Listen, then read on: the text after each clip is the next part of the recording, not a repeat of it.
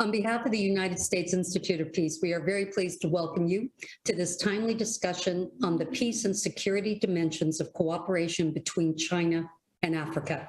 My name is Lise Grande, and I am the president of USIP, which was established by Congress in 1984 as an independent, nonpartisan national institution dedicated to preventing, mitigating, and helping resolve violent conflict abroad. As we all know, China is a major player in Africa's peace and security landscape and will almost certainly play an even bigger role in the years ahead.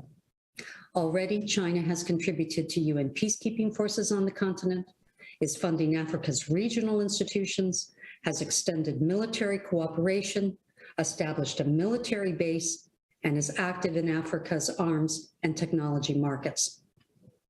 As a better way of understanding the dynamics of security cooperation on the continent, we'll be reflecting this morning on the outcomes of the recent China-Africa Forum. Our distinguished speakers will help us to examine the significance of the peace and security cooperation commitments contained in the forum's action plan, and we'll be reflecting together on China's intentions, its policies, and its actions in Africa. The stakes are high. This past year, Africa has experienced a number of coups, continuing instability caused by the threat of violent extremism, and the fallout from a number of ongoing civil conflicts across the continent. We are delighted to host this conversation, and we invite everyone to pose your questions via the chat function on our website. We also welcome you to follow the discussion on Twitter using the hashtag @USIPFOCAC. I'm very pleased to welcome Heather Ashby from USIP's Strategic Stability and Security Office, who will be introducing our speakers and facilitating this morning's discussion. All right, thank you so much, Lise, and thank you to everyone attending. I'm thrilled to introduce our speakers to you this morning. We will begin with Abdul Hakim Ajijola, who chairs the African Union's Cybersecurity Expert Group and advises various governmental and non-governmental committees on cybersecurity across the continent. His work in this ever-evolving field has focused on the implications for peace and development, so it's a great joy to have him here to speak with us today on these intersections. Our second speaker is Dr. Garth Lepere, a professor at the University of Pretoria, who has extensively covered previous FOCAC engagements in his academic writings and will guide us through how peace and security cooperation has evolved through these forums. We will then have 15 minutes for questions and answers. In closing, the Vice President of USIP's Africa Center, Dr. Sani, will offer some reflections on today's discussion. And so we're going to start with a few questions to our panelists after they do their introductions. Over to you, Mr. Ajijola. Thank you very much for inviting me to share my thoughts. I will focus on the cybersecurity issues that immediately come to mind, so that I'll let others focus on some of the other broader policy issues. But let me start by saying that we are no longer protecting computers. We're actually protecting society. This is something that I have heard from people like Nico Hyponen, and I think it's very important for us to keep this in mind as we take these discussions forward. I would like to point out that for many of us, we view cybersecurity, for example, as an opportunity for Africa to create wealth and jobs, and as a byproduct for governments to generate revenue through taxes. The African cybersecurity market is estimated at about $2.32 billion, and this was in 2020, and is estimated to grow to about $4.5 billion by 2025. And so there is an opportunity for Africa to become, to make itself a cybersecurity profit center, not simply an organizational cost center. And therefore, there are skills we must develop. There's an environment we must create to turn some of these threats into opportunities, and to turn some of those nations, in this case China, some of the threats that they pose to us to try and convert them into certain opportunities. Now, with regards to China-Africa cooperation, especially in the cyber realm, but like any other relationship, there are benefits and challenges. Many have articulated the socioeconomic benefits, of which there are many in other fora. So I would like to look at some of the related challenges and threats. First of all, we've seen malware in our African supply chains. There was a case of the Chinese Techno brand of phones, which apparently, got infected with some kind of malware during its manufacturing process. Again, that's, in China. And we have to understand that the people that buy these kind of low-cost smartphones themselves are not people of high financial capacity. And so the double tragedy of this was that people who could not afford it had their data stolen using their bandwidth, which is disproportionately expensive, not just across Africa, but to those specific people. But again, in casting aspersions about any specific nation, we must not forget that even high-end smartphones have key components that are made in those nations that do cast these aspersions. And furthermore, experience has shown that we cannot uninstall or remove apps from even well-established products. Samsung has Bixby, Google has, Apple has Siri. So these things go on and on and on. So it's not really just China that we're looking at from an African perspective. It's other countries. In addition, we've seen, for example, India blocked, I think back in 2020, about 118 mobile apps, principally from China. And the idea or the excuse was that they challenged India's national security and sovereignty. Again, is it actually that, or was it because China and India have an ongoing set of challenges? But it does raise questions about what's coming when we look at the issues of some private conversations at the African Union, videos and documents that seem to have been exfiltrated. There are many questions, but I think the bottom line really is that there are things that Africa and Africans have to do to protect themselves. And so we do need to look at our supply chains. I'm not always sure that outright banning of some of these apps and software is necessarily the right way to go. Now, another challenge that we have seen across Africa is the expected emergence of digital currencies. When we look at a government-backed currency such as the digital yuan, it does raise the specter of a challenge to African nations, particularly those who are in charge of finance, those who are in charge of setting monetary policy and controlling monetary supply. Because the digital yuan, as a Chinese digital currency, will not answer to African regulators. It will answer to the regulators in China. So the question is, from a national sovereignty point of view, who controls your monetary policy and who will control your money supply? We must not forget, in this particular instance, China has the upper hand because of political, financial, and economic influences that it has. Africa and many of its nations owe substantial debts in terms of, directly to China. China, as you've noted earlier, has a lot of investments, and there is definitely a trade imbalance. And again, it boils down to this debt. But we must also appreciate that since the year 2000, China has accumulated significant influence over Africa's technology stock. Close to 50%, that is 50, of the mobile handset market are Chinese manufactured phones. But more importantly, at least 70%, that is 70, of the mobile network layer across Africa are Chinese. So African nations may find it very difficult to say no to China's digital currency. Indeed, in October 2020, the Huawei Mate smartphone was launched in South Africa, and it actually has an inbuilt hardware wallet for its digital currency, which would make it, quote unquote, very easy for us to, to slip into. And then we have another example from the AFRINIC. And basically, AFRINIC is the body that manages the African IP address system. It manages those resources handed down from the global body, the ICANN, and manages it for the African region.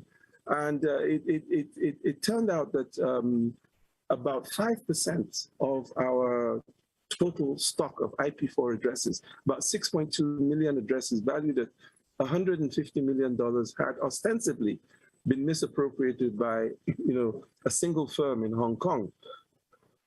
Excuse me. And while this misappropriation was clearly, aided and abetted by a disgraced AFRINIC executive, when the new management of AFRINIC tried to recover these addresses, this Hong Kong company took the organization to court and actually got a court injunction freezing the organization's assets, thereby not only imperiling Africa's IP address system, but actually the global internet address system. And so this, as an instance of where something has gone wrong, again, one would argue it wasn't necessarily state policy, but certainly that there is an inability or a functioning agency in Africa to do something as fundamental as ensuring that African IP addresses remain, in African hands, frankly, is a direct threat to internet freedom and information sovereignty across the continent.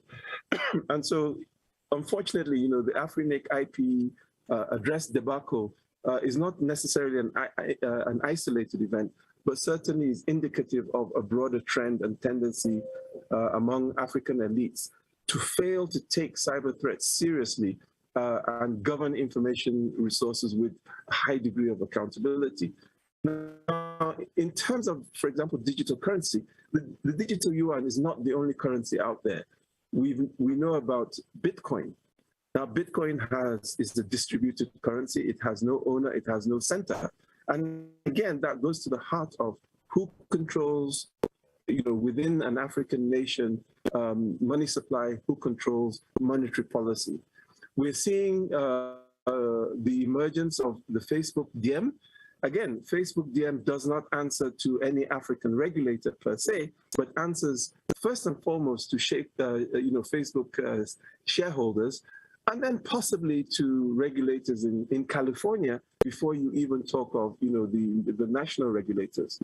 But on the other side, we are seeing efforts, and again, or rather from other nations, we're seeing efforts, on the commoditization of broadband, which in of itself is not bad. And I'm referring to projects like Elon Musk's Starlink, Project Juniper, Jeff Bezos, and OneWeb in the UK, which is actually a British Indian consortium.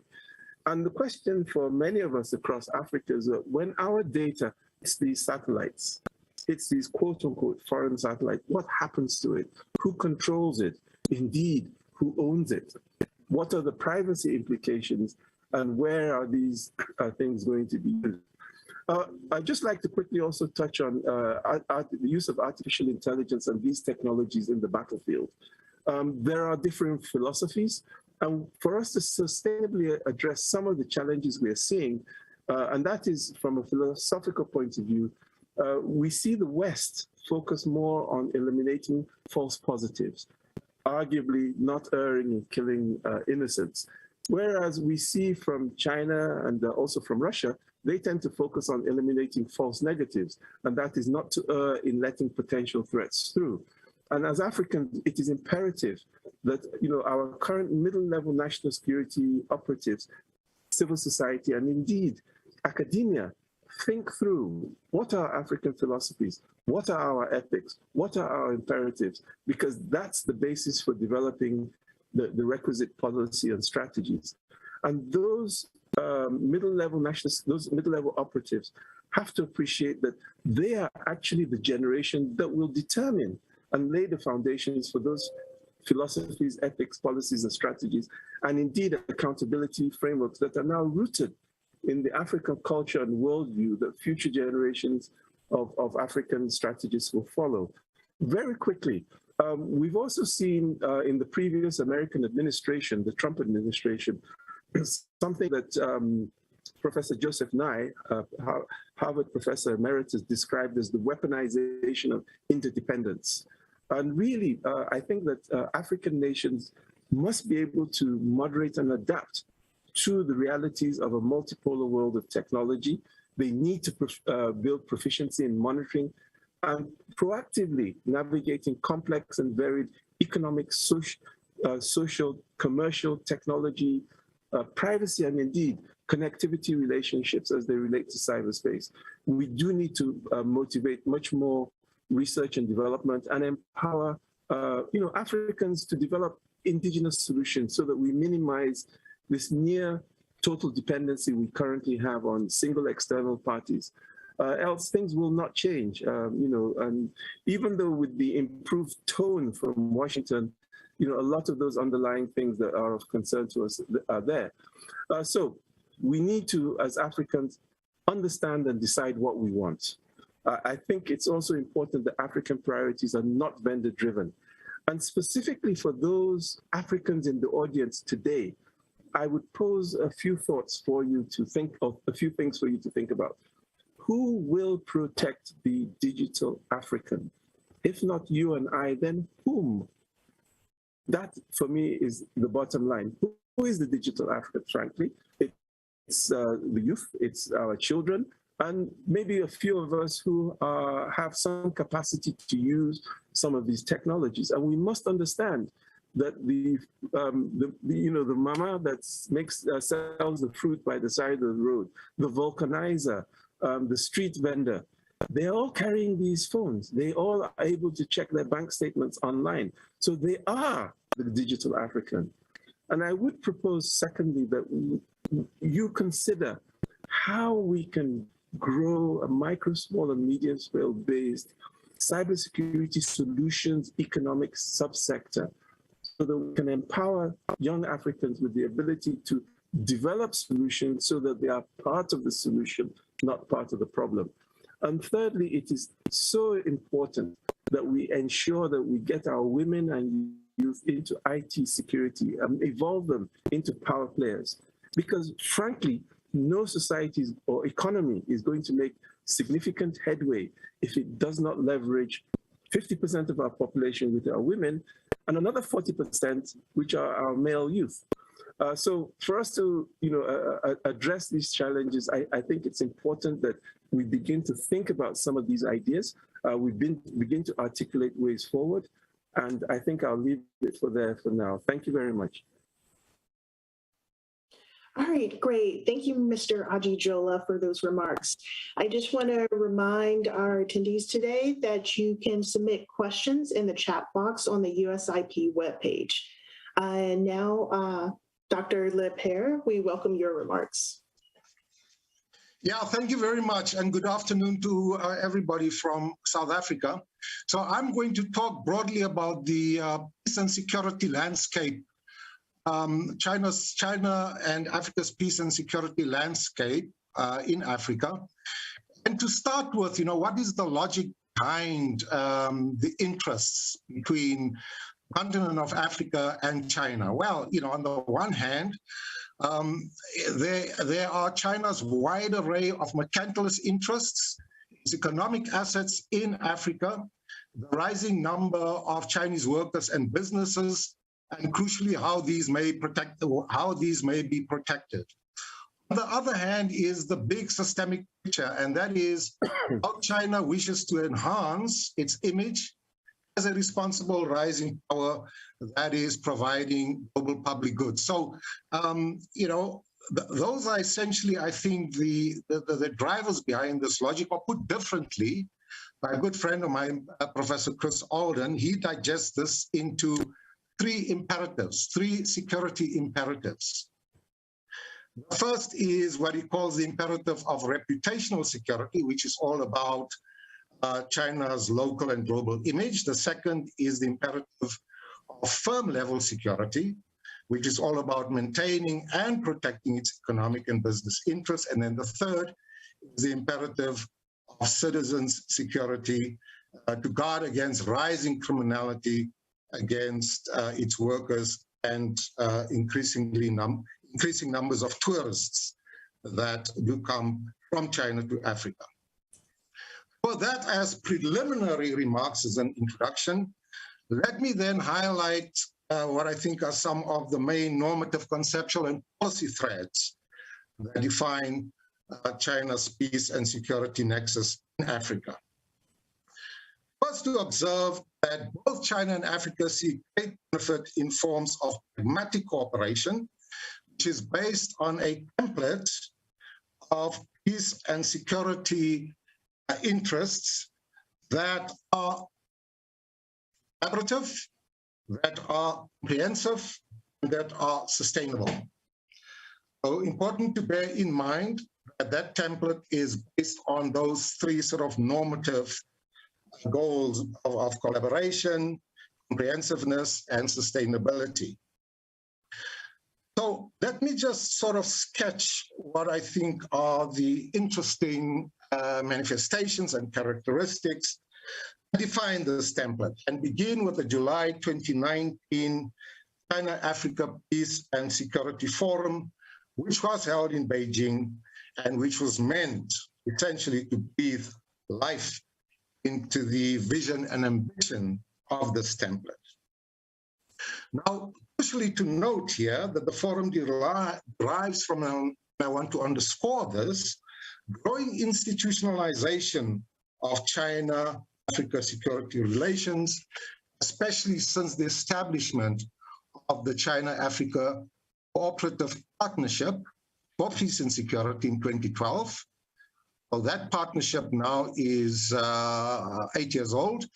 And that partnership, the cooperative partnership, was established under the auspices of the Forum on China Africa Cooperation, which is now 2 decades old. Probably, not probably, it is the oldest of forums that China has with any region.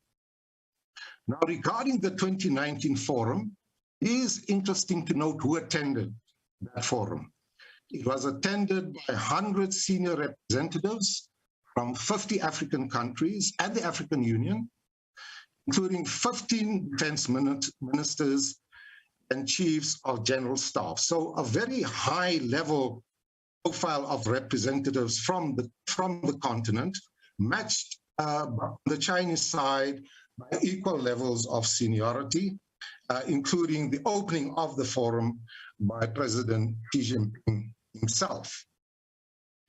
So what are the articulations then of China's strategic engagement on peace and security? And here I just want to emphasize what I think are the 2 important normative anchors. And these are building mutuality of interests on the one hand, and developing responsiveness mechanisms to support Africa's still very embryonic and fragile peace and security architecture. Very important to note in this regard here, and also to emphasize this, is China's contribution to seven UN peacekeeping operations and missions in Africa. There are 14 UN peacekeeping missions worldwide, so 7, a full 50% of those are in Africa, where China has the largest number of peacekeepers of all UN permanent members, mindful, of course, that the business of the Security Council, bulk of the business, almost 70% of it, by the way, is taken up with threats to peace and security which emanate from the African continent. Now, there are forms of additional support for Africa's peace and security architecture, which extends to 3 areas. And that is, the first establishing Africa's own standby force for peacekeeping and post-conflict peacebuilding. And then secondly, forming the African Union's mechanism for peace cooperation. And thirdly, setting up the African Center for the study and research on terrorism. So all this activity is funded through China-Africa Peace and Security Fund, for which China made $100 million available as part of the 2019-2021 Beijing Action Plan of the Forum for China-Africa Cooperation. There's also professional and political exchanges, which is an important component of this peace and security cooperation between the People's Liberation Army, the PLA, and African countries. So yeah, some facts. Between 2000 and 2019, there were 18 military drills, 30 naval port visits, and 300 exchanges and dialogues. Let me also mention that China has its own security firms which are registered to protect its ports, where it has, direct interest, its oil and gas pipelines, as well as working with local police and security forces to protect citizens and businesses. And then there's also, importantly, the problem of combating piracy, which is providing armed maritime escort operations.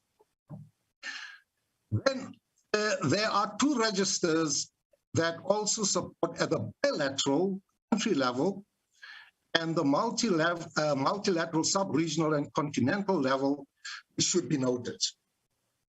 In this regard, China provides extensive support for an array of projects and programs, such as combating terrorism, combating religious fundamentalism, drugs, human trafficking, the things that are talked about, cyber challenges, as well as piracy. And then there's also, small arms proliferation. However, behind this virtuous circle, there are controversial sales of arms to highly autocratic, often fragile and repressive regimes, which takes place under a penumbra of secrecy, which are nevertheless, these arms sales programs to countries are nevertheless a highly significant feature of China's military involvement in Africa. Primarily because Chinese arms industry has become extremely price competitive and increasingly sophisticated compared to the traditional arms supplying rivals, primarily the United States and Russia. According, to the Stockholm International Peace Research Institute, SIPRI, between 2014 and 2019, Africa accounted for 20% of Chinese arms exports, ranking after Asia and Oceania at 70% and the Middle East at 6%. Well, let me then conclude here referring to the Dakar Action Plan. So the Dakar Action Plan was the last action plan that evolved out of the Forum for China-Africa Cooperation ministerial meeting. It did not take place at summit level in Dakar last September. And it came up with this action plan for 2022 to 2024. It has 9 programs worth 40 billion, but I just want to highlight 2 that I think are special interests that sort of inform my conclusion. And the first is that China will deliver a billion doses of its COVID vaccine to Africa this year. The second is that it will undertake 10 additional expanded projects on peace and security in support of the African peace and security architecture. I mentioned these examples by way of conclusion, simply to suggest that there is a fundamental philosophical difference in peace and security matters between Western countries' involvement in Africa, mainly the United States and the European Union, compared to China's. So simply put as a binary here, the orientation of the West is to promote what I'd call a liberal peace in Africa, based on conditionalities of democracy and human rights, while that of China is a non-conditional developmental peace based on growth and stability. And I'd like to conclude on that rather provocative and controversial point. Thank you very much. All right, thank you so much for your remarks. Now I'll open it up for Q&A. And just to remind our audience that you can ask questions in the chat box on the USIP webpage. And as those come up, we'll pose them to our panelists. And so I will get it started with two questions to our panelists. Mr. Ajijola, technologies enabled with artificial intelligence are becoming more prevalent across the African continent. China and the US are both at the forefront of these developments. What impact do you think such technologies might have on conflicts in the region, for good or bad? I think the impacts are likely to be profound.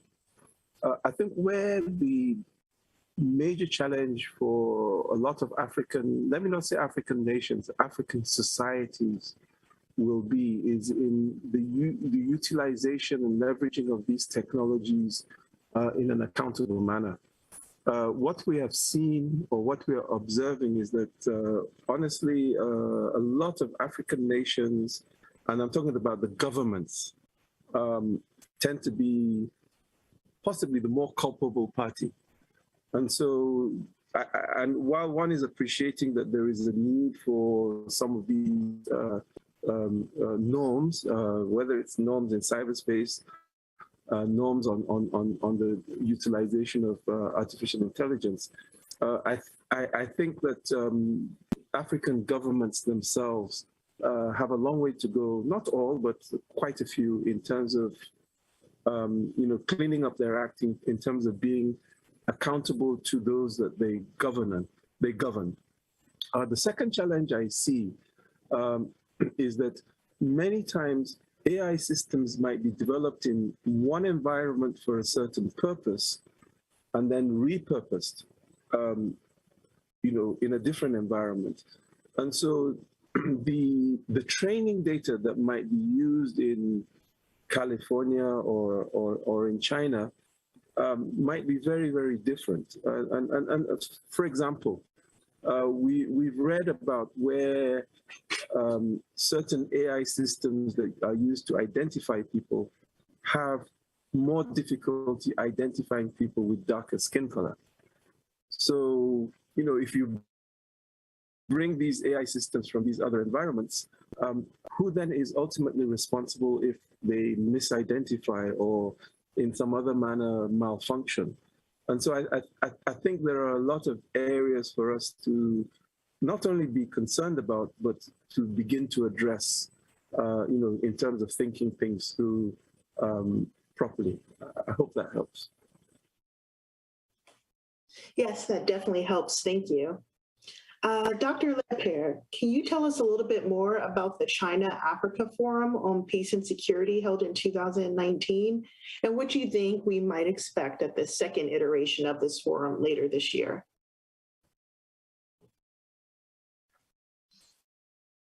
Ms. Ashby, in my remarks, I essentially stressed the contours and the outcomes of that forum. And it really pulls on the partnership, the peace and security partnership, cooperative partnership that was put in place in 2012.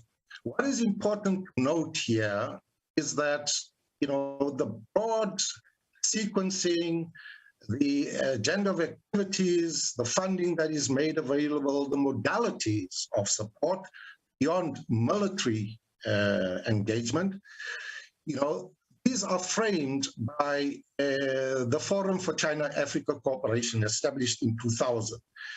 And this is a forum that takes place as a triennial forum that alternates between China and an African country.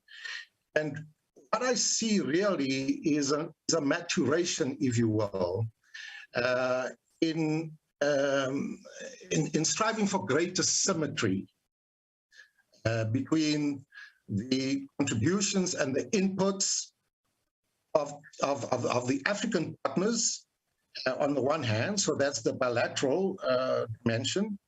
And important to note here that China, since shall we say, around 2000 establishment of the Forum for China-Africa Cooperation, now has official bilateral relations with 50 countries, 53 countries actually. There's only one that still retains official relations with Taipei, and that is Eswatini, Swaziland.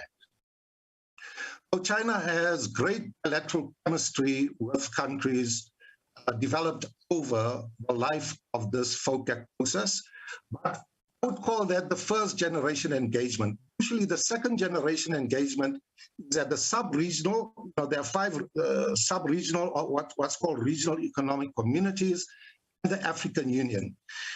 There is a growing maturation in China's engagement and sensitivity to how the regional economic communities work in terms of their peace and security interests and challenges, as well as broadly the continental agenda as defined by the African peace and security architecture.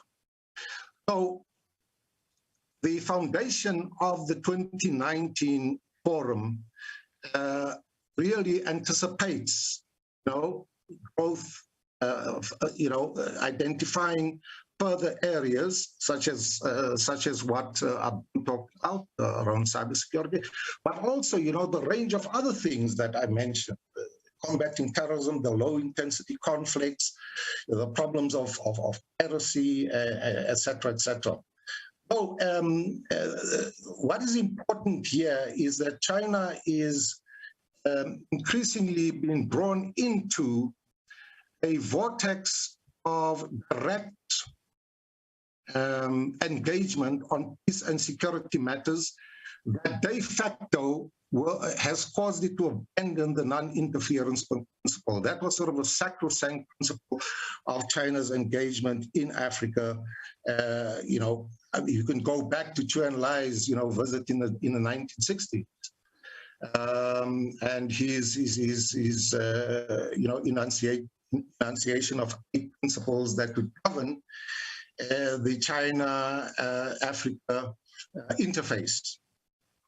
So the increasing involvement in terms of the principles that I've mentioned, the logics that I've mentioned, protecting its interest in Africa, a highly unstable environment, as well as at the multilateral level, the level of the UN and the Security Council being seen to be directly contributing to global peace and security with a focus on Africa as the major concern in the UN Peace and Security Council. So I think, there's a certain momentum, there's a certain, very constructive engagement where the voices of African countries increasingly find expression in how Africa then responds to protecting its own interests, and the extent to which there is this kind of mutuality in protecting those interests, but also enhancing stability and growth in Africa.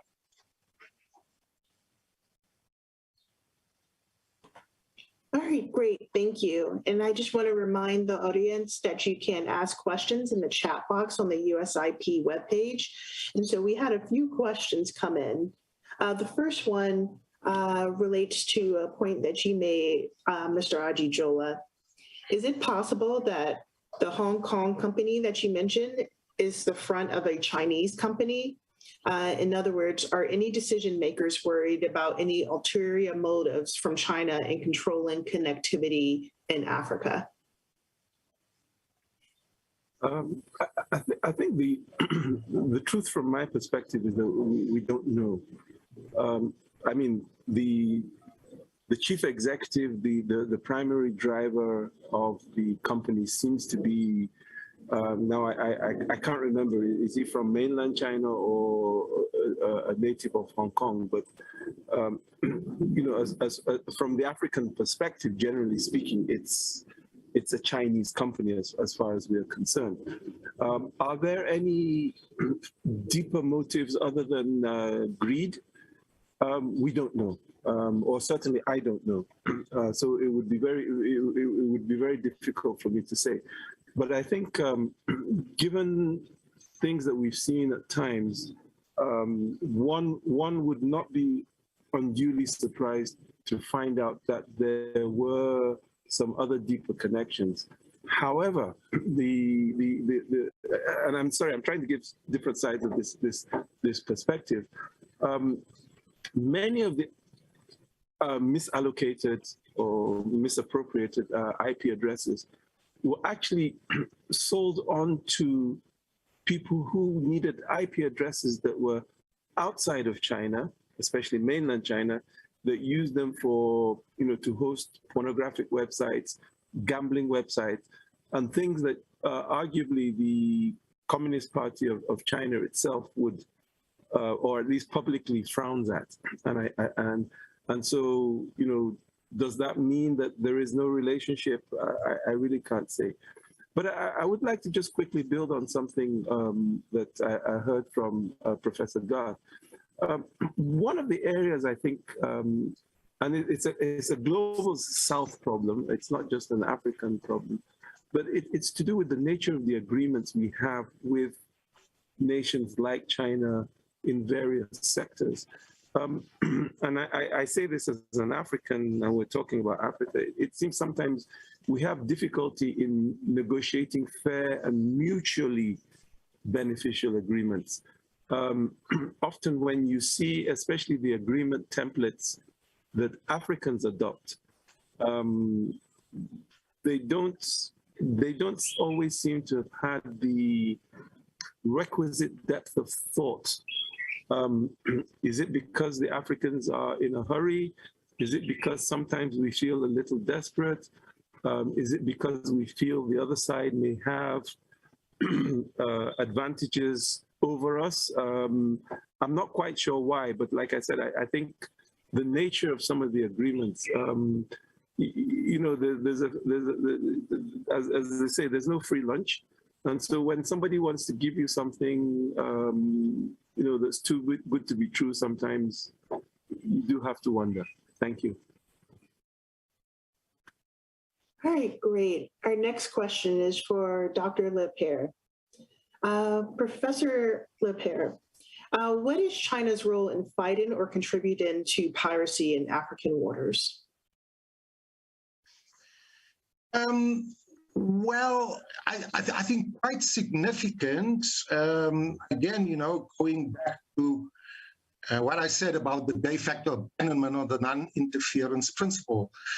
And there is an example in the Gulf of Aden, you know, of the Horn of Africa, which was a hotbed for, you know, piracy activity, where China's frigates became part of a multilateral naval force, which included the European Union and the United States in combating piracy.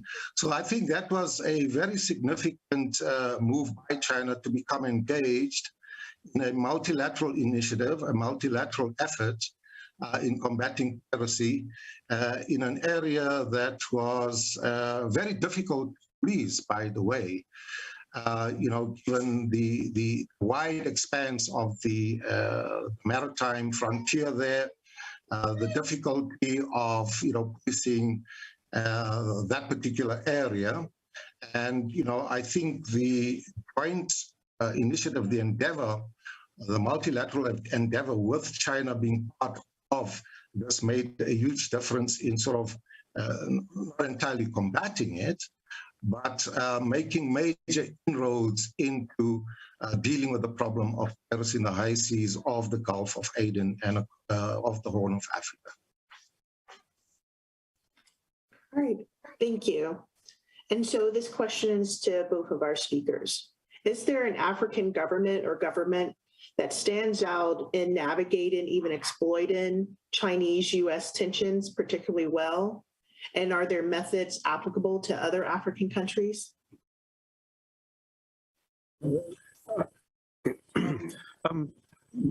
I don't know, not as far as I know. I would like to touch on the issue of piracy, if you don't mind, for just a second, and maybe, again, Professor Lepere might be in a better position to answer this in terms of what is it that we consider as piracy, especially related, for example, to the theft through overfishing of African maritime resources, which is what we see a lot of in the West African coastal area. And a lot of this overfishing, though some of it is by European trawlers, a lot are from the Far East. And then just again, maybe, sorry, Professor Lepere, maybe this is something you can also help us shed a little more light on. We recently heard about the hack and the declaration of force majeure by is it Transnet that controls the four of South Africa's ports, especially the port in Durban and related South African pipelines. The South African authorities, to the best of my knowledge, never really attributed the source of that hack. And there has been some speculation that the source has come from the East. And I'd be very curious, sorry, I'm putting an audience hat just to find out if Professor Lepere has any thoughts on piracy and the Transnet hack. Thank you. Yeah, I have to plead ignorance on that one, Abdullah Kim. I really don't know. I read about it in the news that there was an investigation, and it was not only the East. There was speculation. It was really subject to broad sort of, speculative interpretation. First, we heard it was from the East, and then, we heard it could be, via a sort of Indian mafia in South Africa. Okay.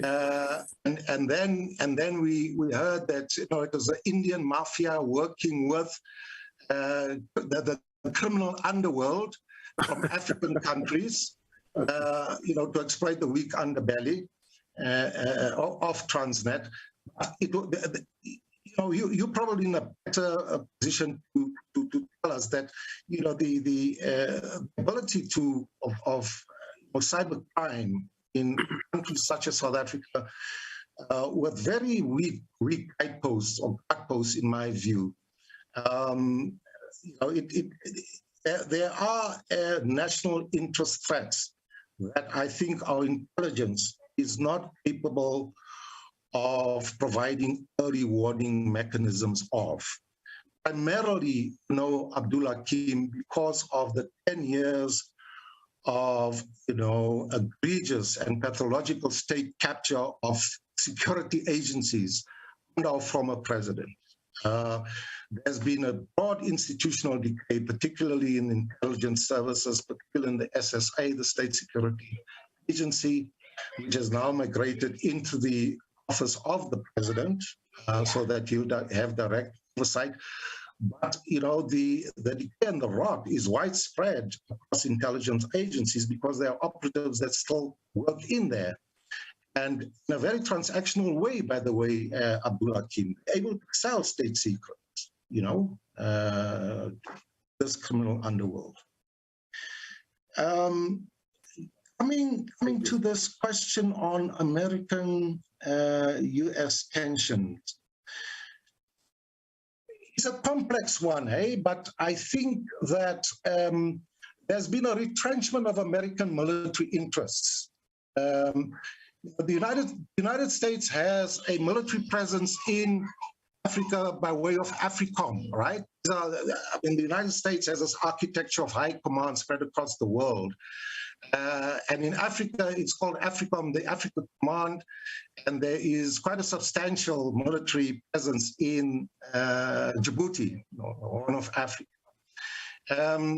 But the African Union, I think, has taken a very direct, principled position that unless external partners can support the broad architecture of peace and security beyond direct military intervention, and you know, protecting country interests, protecting American interests in the US, in Africa by way of military engagement.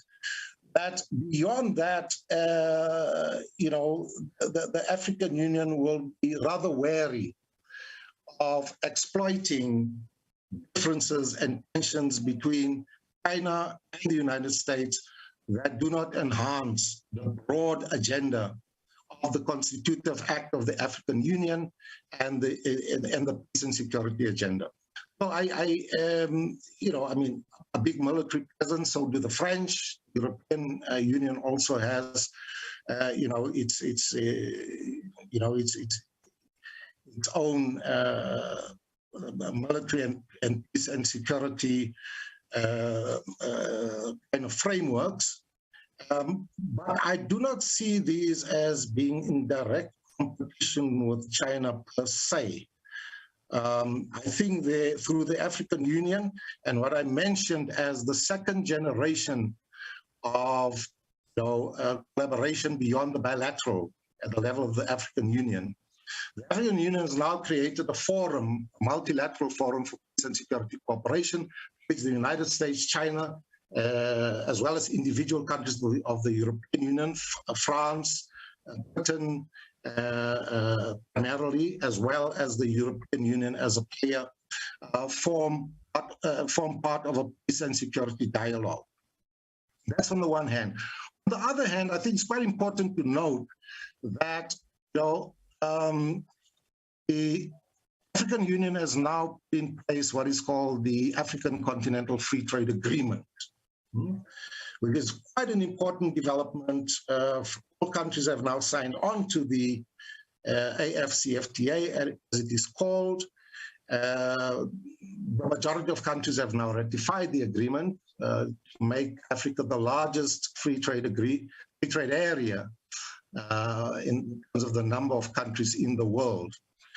And this is really an invitation for all the external partners to support, you know, the integration impulses that come with the AFCFTA. A great opportunity for the United States, for China, for all the external partners to help to drive a different sort of, you know, trade and development agenda, which of course, you know, has to be informed by the peace and security environment where all these countries play some role, for better or for worse, where China has become really a major player. So the long and the short answer is that, especially during the presidency of Donald Trump, great retrenchment of interest by the United States in Africa. There was sort of the American Africa Presidential Summit. I don't think that has taken place since the days of Bill Clinton. Yeah, I don't think that summit has been convened since then. So broadly, I mean, the point to be made is that, you know, trade cooperation, peace and security interests by the United States and the European Union in Africa have declined quite substantially. And China then has taken advantage, you know, of those strategic spaces left by the United States and the European Union, make its presence felt in ways that has not happened in the last 10 to 15 years. All right, great. Thank you to both of our panelists today for their great remarks, as well as the answers to the questions that came in through the chat. As we're concluding the event, I will turn over to Dr. Joseph Sani, the Vice President of the Africa Center at the U.S. Institute of Peace, for closing remarks. Thank you, Dr. Ashby, and thank you for moderating the conversation. This has been an excellent conversation. Generally, when we discuss China, we often bring in a Washington perspective, which doesn't reflect the complete picture and the complex reality on the ground, and unfortunately leads to misguided policies. So the focus on hearing African perspective is so critical. So I want to thank our panelists for enriching our understanding today. part of taking an on-the-ground perspective is realizing that every African country will have a relationship with China. After all, China is the second largest economy in the world and a very assertive player. So we have heard today that China is increasing its influence on the continent. So how do we work to see that China's presence is more constructive than destructive? I think one of the missing links in this conversation during FOCAC was the effective and inclusive governance as a key driver for security. Liz, in her remark this morning, mentioned the series of coups d'etat.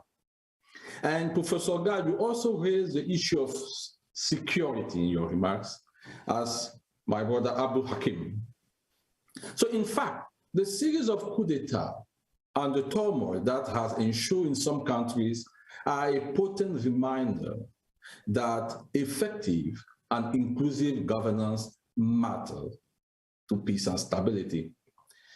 The center of gravity of a peaceful and safe Africa lies in government's ability to govern effectively and deliver on citizen expectations for livelihoods, rights, and freedom. So effective and inclusive governance as a key driver of security must be of ultimate priority and importance. But for China, this poses a serious dilemma. How to stay true to the non-interference policy while supporting effective, inclusive governance in every country, right, in Africa. So the governance challenge and China's role or non-intervention lead to what I will consider a vicious cycle for African countries. And as Professor Gad, you mentioned, you touch on the vicious circle of security. But I look at it as from a governance lens, because in fact, that vicious circle you mentioned derived from a mercantilistic approach that China has taken. Some may call it transactional, because in a situation of a fragile state, country with poor governance, leaders will look to China for their political survival. So China engagement in this case may then perpetuate poor governance as authoritarian leaders and elite in these countries find in China a reliable source of aid and foreign direct investment. And, I should mention, an underwriter of the political survival strategy. So the unconditional money from China weakens the impetus for necessary government reform efforts.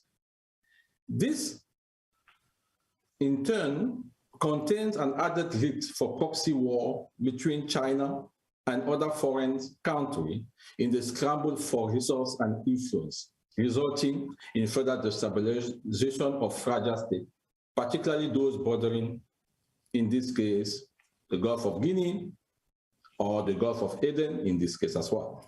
So I think the vicious cycle you mentioned, and we have discussed here, whether from a cybersecurity or economy, is the #1 challenge in China's relationship with African countries.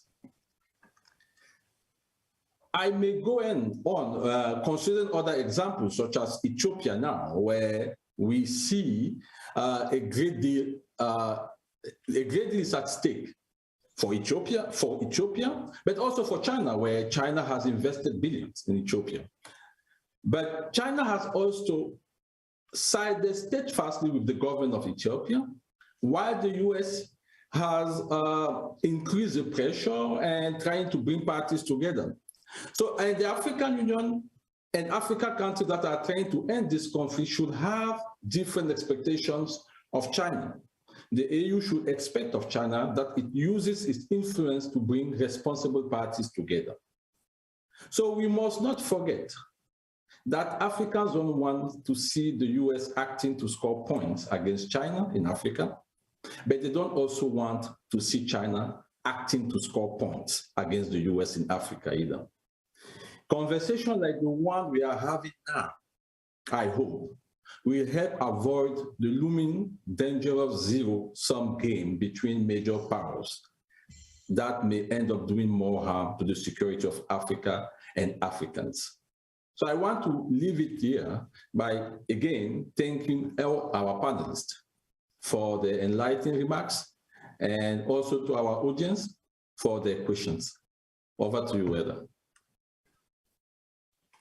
All right, thank you. This concludes our discussion today. Please feel free to go on Twitter and use the hashtag that Lise mentioned earlier during the discussion, and we look forward to holding many more discussions in the future addressing similar topics. Thank you, everyone. Thank you very much.